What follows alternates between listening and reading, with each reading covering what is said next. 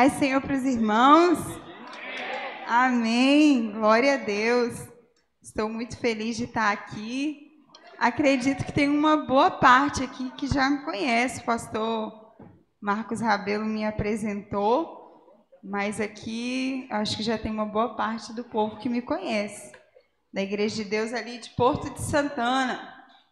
Amém? Trago um abraço apertado do meu pastor, José Mancini Colar, esse homem de Deus. E é isso aí que o pastor falou. Ele já me apresentou, já está tudo apresentado. Meu coração arde dia e noite pela missão de Deus que Ele nos escolheu para realizar ela aqui nessa terra. Amém? Nós vamos abrir as nossas Bíblias no livro de Joel.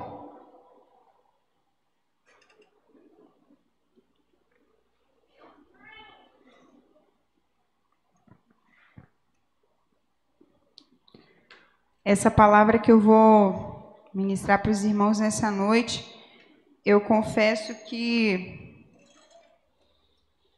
umas 2 semanas atrás, o Senhor me deu essa palavra e sabe quando Deus te fala algo e você meio que, Senhor, que isso?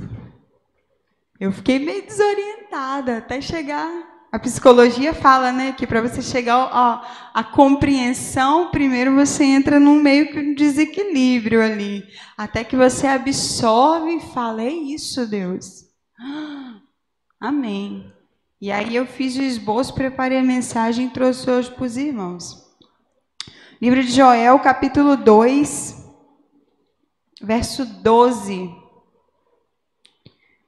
Nós vamos ler do 12, 13 e 13 apenas. Depois nós vamos lendo o restante.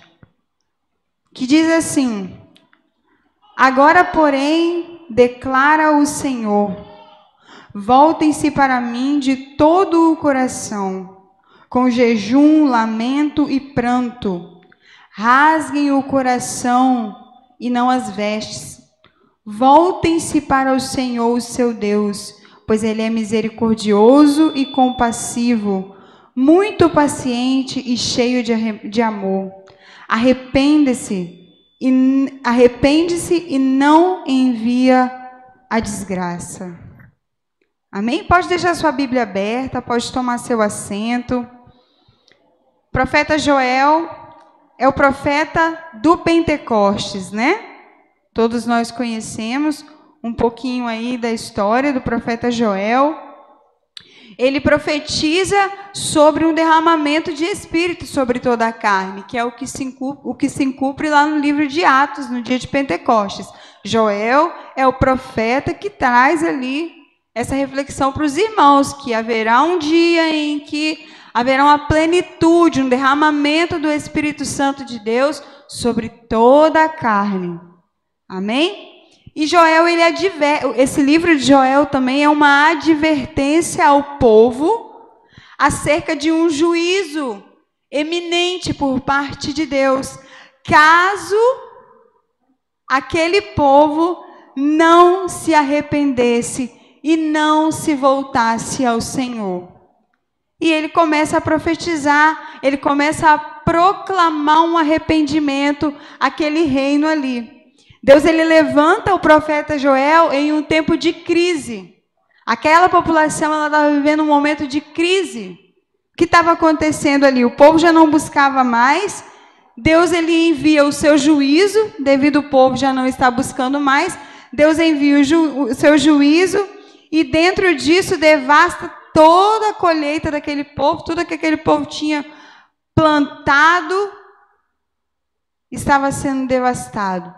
Pela seca, pelo fogo, pelos gafanhotos, tudo estava sendo consumido. E Deus levanta Joel para dizer que aquilo era somente uma demonstração do que iria acontecer nos fins do tempo, se o povo não se arrependesse. Não se arrependesse de toda a sua negligência. Lembrando aos irmãos que povo é esse? O povo de Israel, o povo escolhido por Deus. Aquele povo que o Senhor deu ordens, aquele povo que o Senhor fez descer maná do céu, aquele povo que o Senhor fez, que Deus fez sair água da rocha, aquele povo que o Senhor direcionou em todos os momentos, aquele povo que o Senhor elegeu como povo escolhido. Era um povo que já não estava mais adorando ao Senhor de todo o coração. Amém?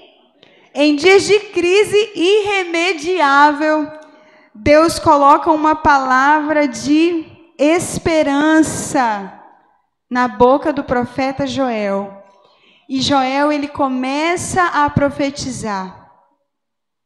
Começa a preparar o caminho para um avivamento que iria chegar. Ele começa a trazer à memória dos irmãos tudo isso.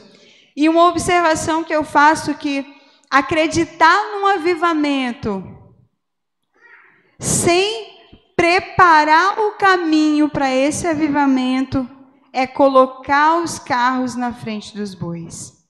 Porque a gente aprende que avivamento é algo, muitas vezes, né? Eu falo por mim, a gente aprende sobre avivamento de uma maneira muito distorcida do que a Bíblia nos ensina. Por isso que é necessário uma preparação. E nesse caso aqui, Joel, ele estava preparando o povo para que o povo fizesse o quê? Para que o povo se arrependesse. Porque o avivamento verdadeiro e genuíno, vindo através do Espírito Santo de Deus, você não poderia estar da maneira que você estava. Era necessário o arrependimento. O principal de todos era necessário o arrependimento. E aí, vamos lá onde nós lemos ali no versículo 12, quando ele fala bem assim: agora, porém, declaro ao Senhor, volte-se para mim de todo o coração. Uma observação que algo que me marcou nesse momento foi quando Joel fala bem assim: olha, Deus manda dizer isso aqui, ó, voltem-se para mim. A gente vive a vida dentro de uma igreja. Aqui, eu e escola dominical, domingo à noite, faz louvor, colhe oferta, recebe os irmãos, faz uma cantina, faz uma coisa ou outra. Mas quando Joel fala que voltem-se ao Senhor, ele está indo muito mais além de algo eclesiástico, de uma função sua aqui, palpável. Ele vai muito mais além de algo institucional, algo que você precisa fazer, porque senão o seu pastor ele vai te chamar sua atenção. Ele chama, voltem-se para Deus. É íntimo, é você e Deus. Volte-se para Deus. E ele vai mais além. Não é de uma maneira superficial. É de todo o vosso coração. De toda a vossa alma. Volte-se para Deus. De todo o seu coração. De todo o seu coração, é com alma, é com desejo ardente, é como um sedento busca por água. Eu aprendi há um tempo atrás, e a gente traz a reflexão para dentro da palavra, que quando nós estamos com fome, a fome você consegue controlar ela um pouco mais. Mas a sede, ela é algo que te faz ficar desesperado. E quando o salmista ele fala bem assim: a minha alma anseia por ele, como sedento anseia por água. Não dá para entender isso de uma maneira superficial, como alguém que tomou água de manhã e agora de tarde vai tomar uma aguinha. É como alguém que está sedento por água.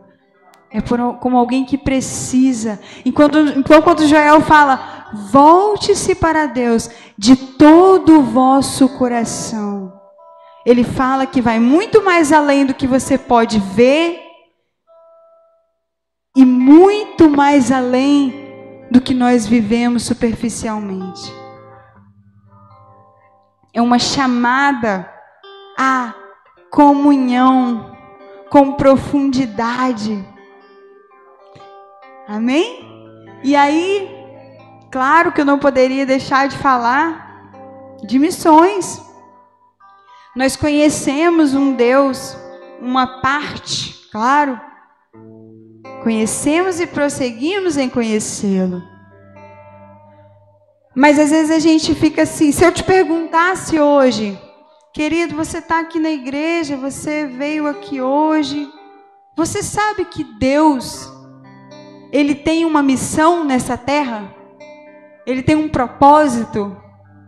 Ele tem um objetivo? Deus, que começou lá no princípio, lá na criação. E aí eu pensei, Senhor, qual a tua missão aqui nessa terra? Eu abri um parênteses dentro disso daqui, porque o povo ele estava deixando de cumprir a missão de Deus aqui na terra, porque às vezes a gente acha que quem tem a missão somos nós. Por isso que nós achamos incapazes, nos achamos incapazes muitas vezes de fazer aquilo que o Senhor está nos mandando fazer, porque nós achamos que o que Ele mandou fazer é nosso. Não, o propósito é dele, o objetivo é dele, a missão é dele. Ele somente compartilha conosco. A missão de Deus aqui na terra é reconciliar com Ele mesmo uma humanidade caída pelo pecado. A missão de Deus aqui na terra é fazer com que o nome dele seja reconhecido em todos os povos e nações. A missão de Deus aqui na terra é que o reino celestial dele seja estabelecido. E vejamos algo muito importante aqui dentro desse povo, a necessidade de Joel profetizar isso, de Joel trazer isso ao povo, de Joel falar isso ao povo. O povo ele estava se esquecendo da missão que Deus tinha aqui na terra e que Deus estava compartilhando com Israel. Israel, dentre todas as outras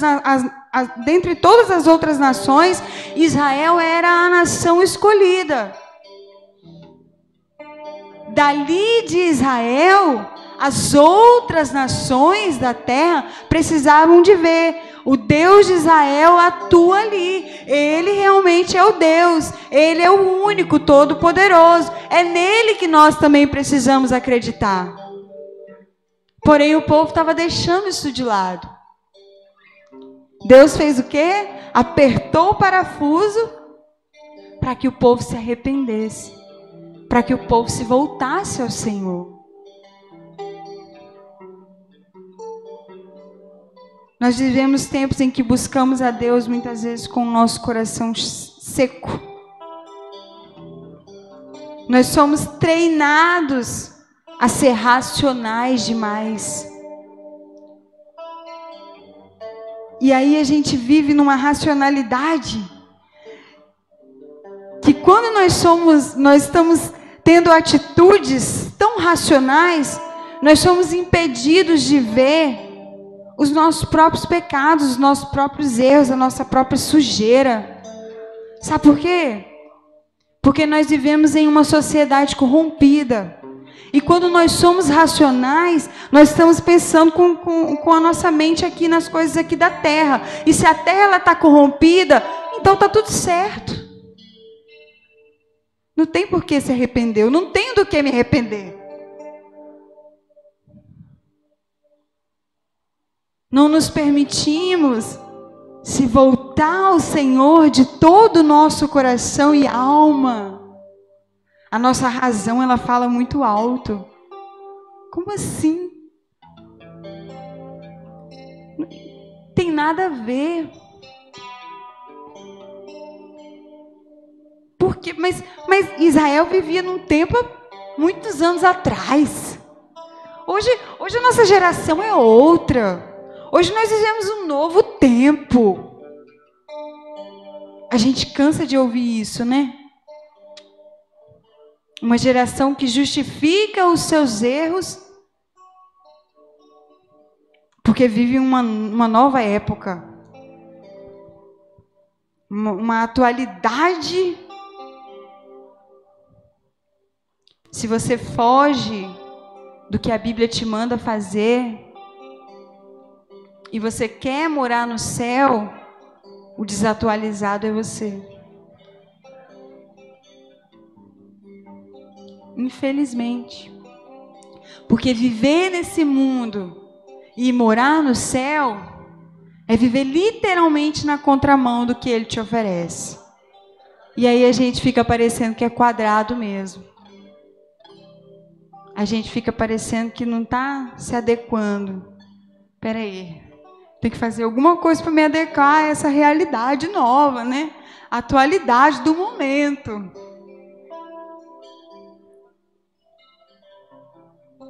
Fazemos confissões verbais a Deus. Porém, o nosso coração, verdadeiramente, ele não está quebrantado. Para que aconteça o arrependimento verdadeiro. Nosso coração está ali, cheio de si. Cheio do que pensamos que é certo. Mas precisamos fazer confissões. Precisamos falar. E o coração está longe. Isso aqui, né? O povo de Israel aqui, estou falando, tá, pastor? Está entendendo? E aí nós entendemos uma outra questão aqui. Quando Joel chama o povo, ele chama o povo com urgência. Ele não chama, ele não fala bem assim, amanhã voltem-se ao Senhor, mais tarde voltem-se ao Senhor. Ele é enfático em dizer, agora porém, agora já é com urgência. Querido, Joel, ele estava trazendo ao povo, dizendo ao povo que toda a assolação que eles estavam vivendo, toda essa devastação, a colheita deles, algo que eles tinham plantado, o devorador estava consumindo tudo. Ele estava trazendo a reflexão dos irmãos que aquilo era somente uma demonstração do que iria acontecer no final dos tempos. E eu não preciso nem te dizer que nós estamos hoje vivendo literalmente a mesma coisa. Nós somos o Israel de 2020. Nós estamos aqui plantando dia e noite, pastores e mais pastores, plantando. E agora nós somos a geração talvez da colheita, não sei. Mas precisamos nos voltar ao Senhor de todo o nosso coração. Porque não é de qualquer maneira, não é de qualquer jeito, não é do jeito que a gente quer, não é do jeito que a gente acha que tem que ser. Não é. É Ele que faz, a missão é dEle, o caminho é dEle, a glória é dEle, é tudo dEle. E é agora. Volte-se, pois, ao Senhor agora. Eu não sei a maneira que você veio com o seu coração aqui nessa noite. Eu não sei por onde você tem colocado seus pés. Eu não sei onde você tem colocado seus olhos. Eu não sei o que você tem se permitido escutar. Eu não sei o que você tem permitido entrar no seu coração. Mas o Senhor te chama, Israel. Volte-se ao Senhor de todo o seu coração. Você é escolhida, geração eleita, para cumprir a missão do Senhor aqui na terra. Reconciliar, a missão dele de reconciliar consigo mesmo uma humanidade caída pelo pecado. Olha o tempo que nós estamos vivendo hoje. Uma geração que cada vez que a gente olha para um lado para o outro. Você, meu Deus, o que está acontecendo? Será que você já se perguntou, Senhor, o que eu posso fazer? Sabe o que a gente faz às vezes, irmãos? Nós vamos orar ao Senhor. Senhor, eu te peço neste momento que o Senhor abençoe a minha casa, meu emprego, a minha igreja, a minha família. O Senhor vai abençoando aí, Deus, todos os meus, a minha parentela. E nós esquecemos que Deus, Ele tem prioridade sobre essa terra também. E a gente acha que o reino, ele não tem problema nenhum. Uma população com mais de 63% de uma parte que não conhece e de outra parte que conhece, porém optaram por não seguir. Em momento nenhum, a partir de ontem, hoje a sua oração será diferente. Você vai orar e vai perguntar, Senhor, quais são as tuas preocupações para esse reino? Porque o Senhor está contando com o povo. E aí o povo não está fazendo o que deveria fazer. No que eu posso ser útil, Deus? O que é que eu posso fazer para que o teu nome seja reconhecido, que é a tua missão? O que eu posso fazer, Deus, para que o teu reino celestial seja estabelecido aqui na terra? O que eu posso fazer, Deus? Qual a minha contribuição para que essa humanidade caída pelo pecado se reconcilie com o Senhor? Que a sua oração a partir de hoje possa também ser essa.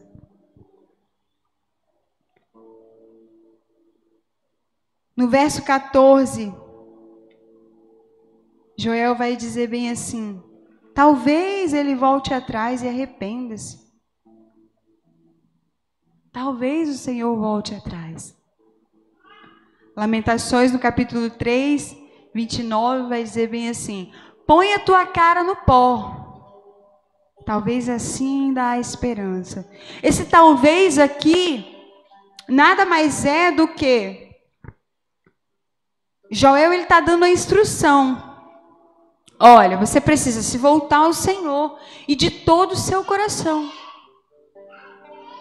Aí assim, talvez assim, vai haver esperança. O Senhor se arrependa.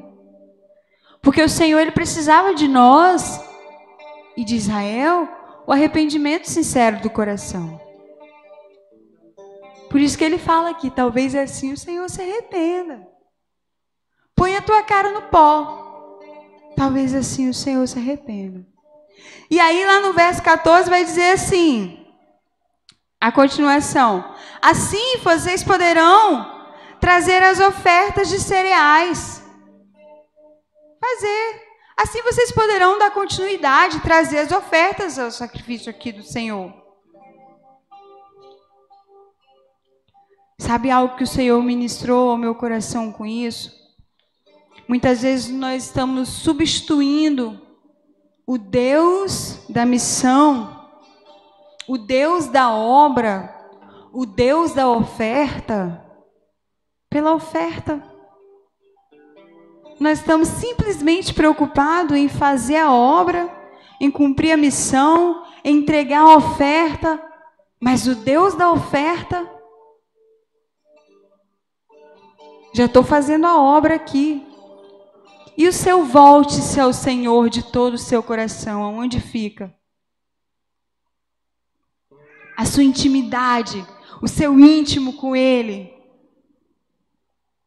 Não podemos substituir nada do que você vem fazer aqui, nada de trabalho que o seu pastor te der para você, nada pode substituir a presença de Deus na sua vida, a intimidade, a comunhão que você tem com Ele diariamente. Porque se um dia tudo isso te for tirado, você não tiver nada mais disso daqui, você for simplesmente uma pessoa que fica sentada ali, ou que você não pode mais estar aqui, o suficiente para você vai ser a presença de Deus diária na sua vida. Por isso que Joel ficava ali, volte-se ao Senhor de todo o seu coração. Porque muito mais importante do que a oferta, do que você trazer o seu sacrifício, é que você tenha intimidade com Ele, é que você o conheça, é que você saiba quem Ele é que você saiba que isso daqui é só uma demonstração.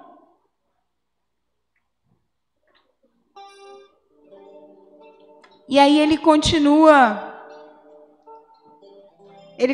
falando aqui no verso 15. Toquem as trombetas em Sião. Decretem jejum santo. Convoquem uma assembleia sagrada. Reúnam o povo, consagre a assembleia. Ajunte os anciãos, reúnam as crianças, mesmo as que mamam no peito. Até recém-casados devem deixar os seus aposentos. Naquela época, né, os recém-casados, eles tinham um ano, né, pastor? Que podia ficar tranquilo, de boa, sem participar das atividades. Por isso que eles falam aqui, até os recém-casados. Olha o tamanho da urgência.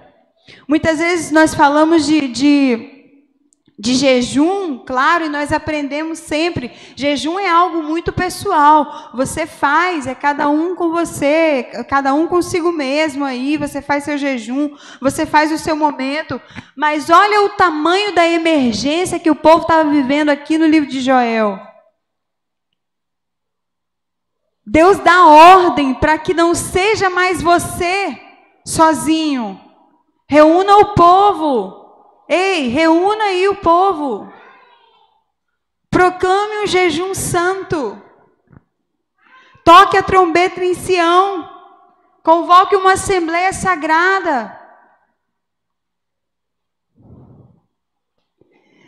Isso daqui me trouxe um sentimento tão assim relacionado à unidade, porque nós vemos tanto que a nossa igreja às vezes perece,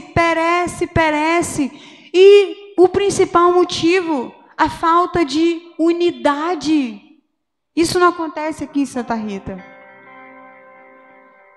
O pior problema da igreja, irmãos, não é a presença do inimigo, não. O pior problema na igreja é a ausência de Deus. Sabe por quê? Porque quando nós estamos cheios do Espírito Santo de Deus, Satanás, ele bate em retirada. Ele tem medo. Mas quando falta Deus, aí, principal que ele vai atuar é na falta de união entre os irmãos. O salmista já dizia, quão suave é que os irmãos vivam em união. E Joel, ele traz aqui esse sentimento de unidade. Ei, junta as suas forças, proclame um jejum santo. Ore ao Senhor, volte-se ao Senhor de todo o seu coração. Lá no 17 ele vai dizer que os sacerdotes que ministram perante o Senhor chorem entre o pórtico do templo e o altar, orando. Poupa o teu povo, Senhor. Não faça da tua herança objeto de zombaria e de chacota entre as nações, porque se haveria de dizer entre os povos, onde está o Deus deles? Uma igreja que não se arrepende, uma igreja que não reconhece os seus erros, uma igreja que não cumpre os preceitos do Senhor, uma igreja que não vive em unidade, é motivo de zombaria entre os homens. Porque o inimigo, ele vem e faz a festa.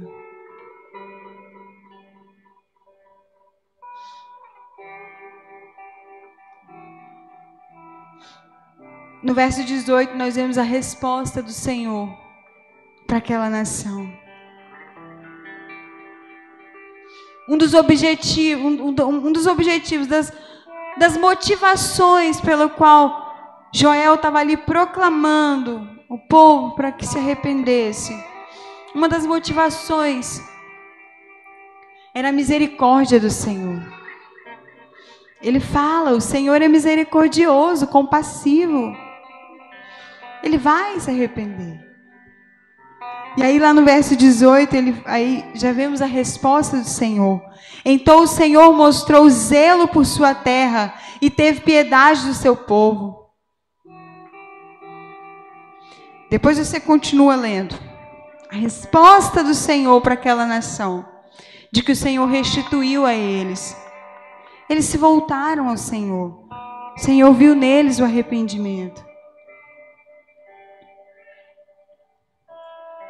Quando entramos no livro de Atos, acho que mais de 700 anos atrás, 700 anos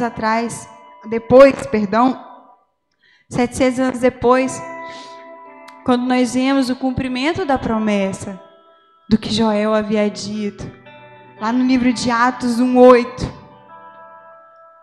porque ele estava preparando o povo para um avivamento. Ele estava preparando, ele estava falando, olha, se arrependa. E virá um dia em que o Espírito há de descer sobre toda a carne. E lá no livro de Atos 1:8 nós vemos o cumprimento dessa promessa. E olha aqui o que diz no livro de Atos 1:8.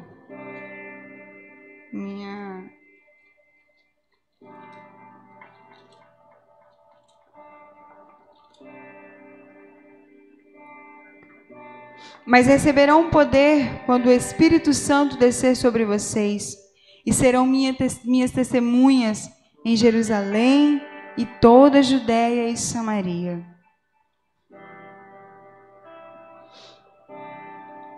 Isso foi o que foi predito pelo profeta Joel. Quando acontece o derramamento do Espírito Santo de Deus, o dia de Pentecostes, ali em Jerusalém, os judeus que estavam ali, eles ficaram meio preocupados. O que é isso que está acontecendo? 9 horas da manhã, esse povo está bêbado? E Pedro, muito íntimo de Deus, ele começa a pregar, começa a dizer, não é bem assim. Espera aí. Isso é promessa. Lá no livro de Joel, foi prometido. E aí ele começa a falar, olha, Jesus, ele esteve aqui entre vocês, vocês não o reconheceram. Ele estava aqui. E aí eles perguntam para Pedro, e agora o que eu tenho que fazer, então, para receber esse derramar do Espírito? O que Pedro responde para eles? Arrependa-se. Arrependa-se. A começar de mim, querido. Eu sou a primeira a levantar as minhas mãos todos os dias e falar, Senhor, eu me arrependo de toda a minha negligência. Talvez você está se olhando aí e falando, ai, mas eu estou com a minha vida tão tranquila, estou cometendo pecado nenhum.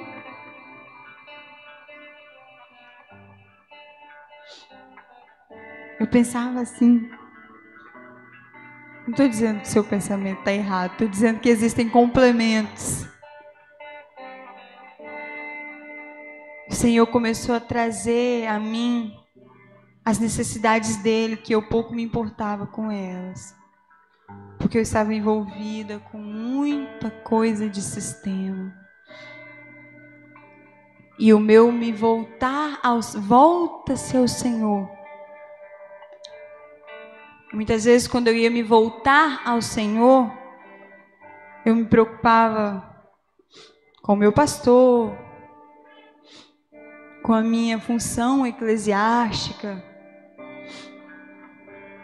com a parte que eu fazia na igreja, com o meu cargo. E a minha intimidade com Deus, para que eu pudesse compreender o que Ele realmente queria de mim, eu ficava sem tempo, porque a minha mente ela estava muito cheia com o que eu achava que era certo. E eu precisei de compreender que eu precisava de me arrepender, para que eu pudesse provar de verdade. Para que eu pudesse provar o avivamento verdadeiro. E quando eu comecei a compreender isso, meu coração ele se entristeceu de uma maneira tão profunda. E dentro da Bíblia eu encontrei resposta para essa tristeza que eu sentia. Porque eu ficava, Senhor, o que eu fiz então? Eu cresci na igreja. Aonde então eu estava com a minha mente? Eu fazia tanta coisa. Eu estava aqui, Deus. E era uma tristeza que de verdade me consumia. Dentro da Bíblia eu encontrei resposta. No livro de Coríntios. 2 Coríntios 7, 9 e 10 vai dizer assim: agora, porém, me alegro. Isso é o que Paulo diz à igreja de Coríntios sobre a tristeza e o arrependimento. Ele fala assim: agora, porém, me alegro, não porque vocês foram entristecidos, mas porque a tristeza os levou ao arrependimento. Pois vocês se entristeceram como Deus desejava, e de forma alguma foram prejudicados por nossa causa. A tristeza, segundo Deus, não produz remorso, mas sim um arrependimento que leva à salvação. E a tristeza, segundo o mundo, produz a morte. E eu falei, então tá certo. Então tá certo, Deus. Eu tô triste e eu vou produzir um arrependimento em mim, que não vai ser um arrependimento que vai me trazer remorso, mas um arrependimento de salvação. Um arrependimento que trará salvação para onde eu estiver e para a minha própria vida. E eu compreendi a necessidade de se arrepender, porque nós somos seres humanos, somos falhos todos os dias. Não adianta você me dizer, hoje eu me arrependo, Senhor, hoje eu me arrependo, Senhor. Amanhã você precisa se arrepender de novo, porque nós todos os dias nós cometemos erros diante do Senhor. Todos os dias nós nos esquecemos do propósito dele para nós. Vamos ficar de pé em nome de Jesus.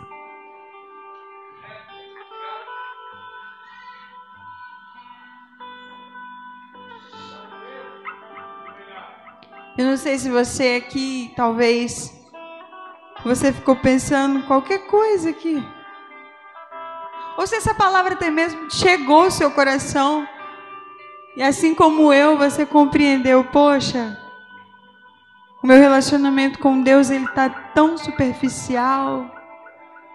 E talvez por isso que eu não estou conseguindo compreender, porque eu de verdade não estou me voltando ao Senhor de todo o meu coração.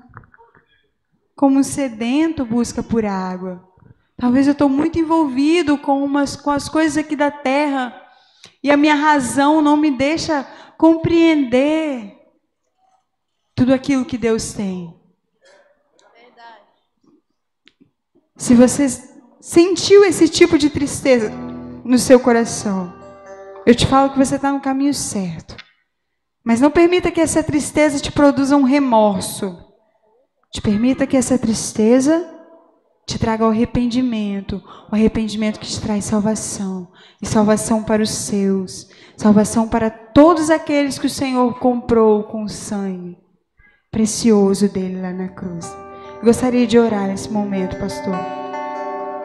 Senhor, nós queremos te agradecer, Pai, pela tua fidelidade, pelo teu amor, Senhor.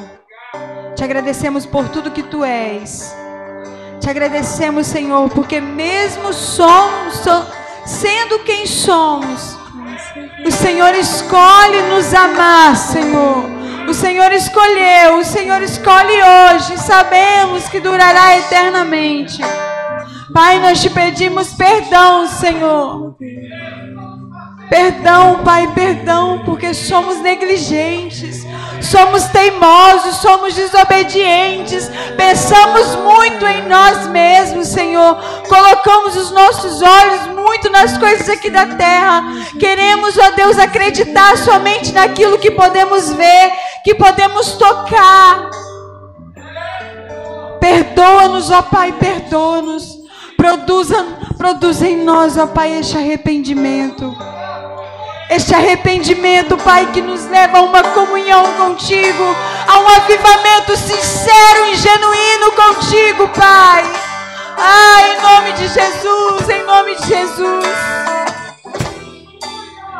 Continua falando aos nossos corações, que o nosso tempo aqui nessa terra não seja perdido, ó Pai, mas que nós possamos estar envolvidos com a Tua missão, com o Teu desejo, Pai, sobre todas as coisas. Que a Tua prioridade seja a nossa prioridade, Senhor. Que a nossa vontade venha estar alinhada com a Tua vontade, Senhor.